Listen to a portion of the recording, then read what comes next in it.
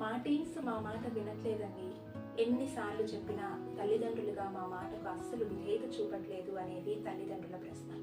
మీ ప్రశ్న కూడా ఇదేనా? అయితే ఈ వీడియో మీకోసమే. చూడండి, ఒక చెట్టుకి కాసిన పళ్ళన్నీ ఒకే సైజులో ఉంటాయా? ఒకే రుచిని ఇస్తాయా? కాదు కదండి. పిల్లలు కూడా అంతే. ఒక్కో పిల్లవానికి ఒక్కో యూనిక్ స్టైల్ ఉంటుంది. కొంతమంది టీన్స్కి మనం ప్రేమతో బుజ్జగిస్తూ చెప్తే వింటారు, ఆర్గ్యుమెంట్ లేకుండా, జడ్జిమెంట్ లేకుండా. మరికొంతమంది ఉదాహరణలతో ఎక్స్ప్లెయిన్ చేస్తే వింటారు. మరికొంతమంది టీన్స్ చాలా మొండిగా బిహేవ్ చేస్తూ ఉంటారు.